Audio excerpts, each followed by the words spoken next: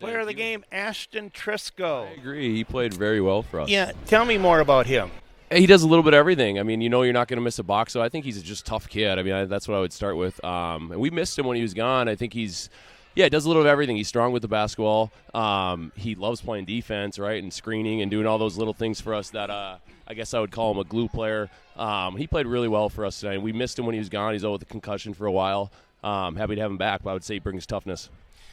Also with Jay Newbert, when I watch him play, teams are just trying to be or how would you describe it? To me, a lot of hands out there trying to be as physical as they can be, but he can handle that, though, it seems. He can, yeah. He gets fouled all the time, right? And I understand as a ref, you can't call it. And I'll be honest, most of our guys, if they're, driving and getting bumped and checked kind of like he is, they'd be probably falling down. But obviously he's strong and got good balance, so he's able to play through it.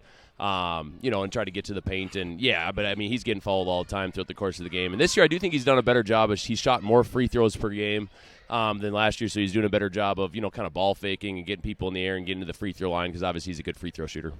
Matthew Waring, 26 on Tuesday, tonight 19. How's his play been right now?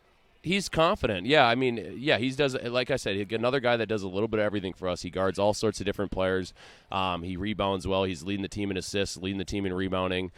His three-point percentage is, double what it was last year, so he's knocking it down from the outside. And obviously, he's pretty skilled with the ball, and he's unselfish. Like, he doesn't need to have 15, 20 for him to be happy. He wants to win. He's a gamer. He's having a great year, Mark.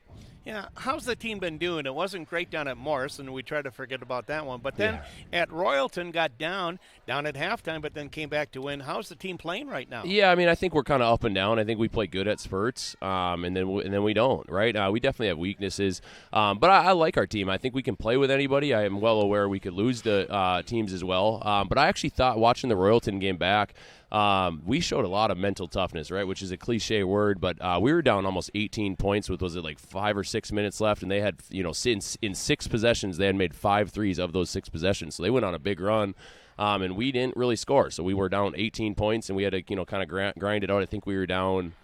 They did change. I think they were down 14 or 12 at halftime, and with 10 minutes left, we were still down 7-9. So it was a swing game. Unfortunately for us, we were able to leave with a win. But I actually thought they played really well. I didn't think we played as bad as I thought we did.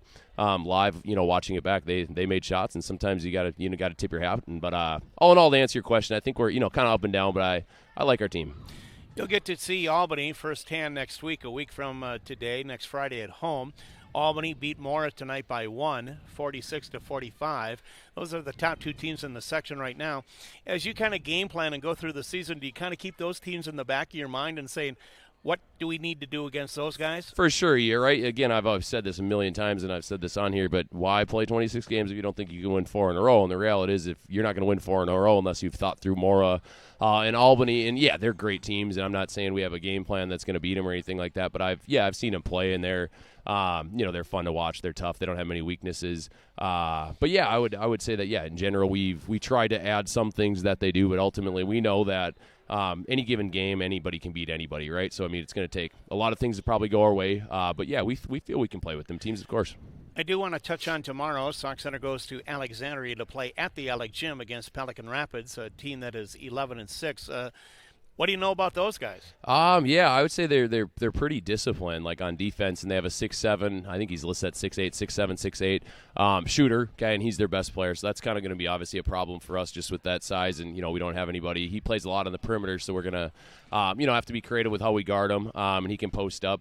And they're scrappy and tough. I think they're well coached. They definitely put a lot of pressure on the ball, so we're gonna have to be strong with the ball. We can't assume that we're gonna get calls or anything like that. We're going to be strong with our rips, strong inside. They got another 6'5" kid, so they kind of got a good balance of team. But for them, it starts with the 6'7" post, who can definitely shoot. I think he's shooting 45% from what I've heard from 3. So he's going to be a problem for us. So the Sauk Center boys play at 1:45, then the Sauk Center girls against Becker. Then after that, it's going to be the Albany boys and Perham.